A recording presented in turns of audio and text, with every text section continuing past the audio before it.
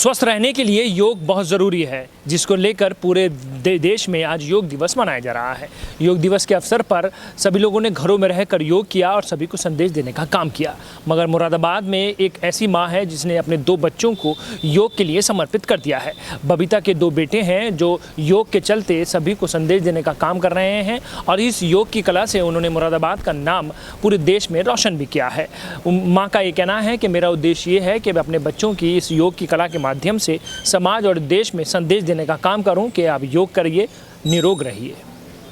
योग को शरीर और आत्मा के बीच सामंजस्य का अद्भुत विज्ञान माना जाता है। इस प्राचीन पद्धति के बारे में जागरूकता फैलाने के उद्देश्य से हर साल 21 जून को अंतर्राष्ट्रीय योग दिवस मनाया जाता है। मुरादाबाद में रविवार को दुनिया भर में 6ठा इंटरनेशनल योगा दिवस मनाया गया। मुरादाबाद जिले के 2 भाइयों के योग प्रशिक्षण को देखकर आप भी हैरान रह जाएंगे। ये दोनों होनहार बच्चे पिछले 1.5 साल से योगाभ्यास कर खुद को आने वाली चुनौतियों के लिए तैयार कर रहे हैं। योग प्रतियोगिताओं में हिस्सा लेकर मेडल हासिल करने वाले दोनों बच्चों को प्रशिक्षण उनकी मां से मिल रहा है। 10 साल के पारा सैनी पिछले 2 साल से सोशल मीडिया पर योग प्रशिक्षण देख रहे थे। योग के प्रति बच्चे की दिलचस्पी देख मां बबीता ने खुद ही बच्चों को प्रशिक्षण देने की ठानी। सोशल मीडिया और दोस्तों से संपर्क कर बबीता ने योग प्रशिक्षण की जानकारी ली। बबीता ने दोनों बेटों पारस और निष्कर्ष को विभिन्न आसनों की जानकारी देकर अभ्यास कराना शुरू कर दिया। मां बबीता बताती है कि वो रोज अपने बच्चों को 3 से 4 घंटे योग का अभ्यास करवाती हैं, जिससे उनके बच्चे स्वस्थ रहें। बबीता ने बताया कि योग के दौरान कई बार बच्चों को तकलीफ भी होती है, लेकिन उसे वो बच्चे चुनौती समझकर पार कर लेते हैं। बबीता ने बताया कि उनके बच्चों ने योग की विभिन्न प्रतियोगिताओं में कई मेडल हासिल किए हैं।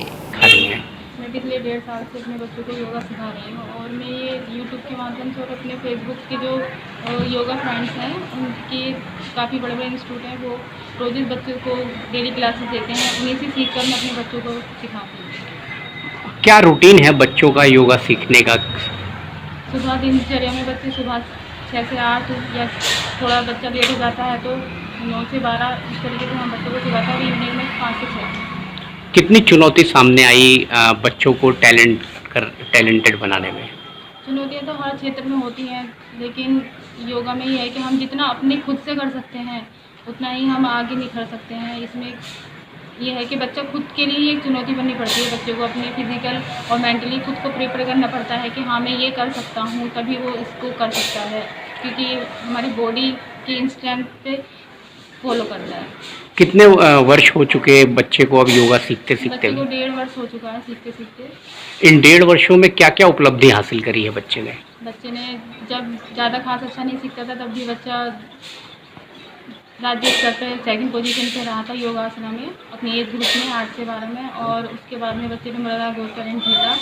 उसके बाद बच्चे ने पतंजलि द्वारा आयोजित 2020 में 3rd पोजीशन राज्य में हासिल की थी और मुरादाबाद डिस्ट्रिक्ट का 2 बार चैम्पियन रह चुका। अब नेशनल के लिए क्या है तैयारियाँ? हाँ, बच्चा नेशनल के लिए रोज़ अपनी प्रैक्टिस जो उसकी मेन आसन है, जो योगा जो बच्चा फॉर्म करता है वो आर्टिस्टिक योगा में कहलाता है। तो उसमें बच्चों को अपना सोलो देना होता है अकेला, जिसमें 2.5 मिनट का हमें गाना दिया जाता है। उसमें ज़्यादा से ज़्यादा मैक्सिमम 10 आसन हमें डालने होते हैं और 10 सेकेंड्स का उसमें होल्ड करना होता है। उसी हिसाब से मैं बच्चों को रोज़ मैनेज कराती हूँ। क्या उम्मीद है अब इसके नेशनल में मतलब शामिल होने की? उम्मीद तो रखनी चाहिए, क्योंकि उम्मीद अगर हम यूँ ही छोड़ देंगे तो फिर आगे शायद हम ना कुछ कर पाएँ।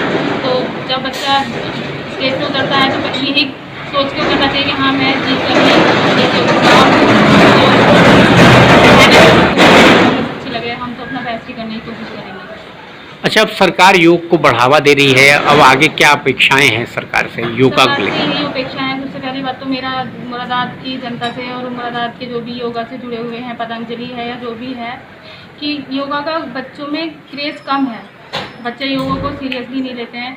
कॉम्पिटिशन होते हैं तो सब लोग खड़े हो जाते हैं कि हाँ चलो योगा करे, बच्चे आ जाएं।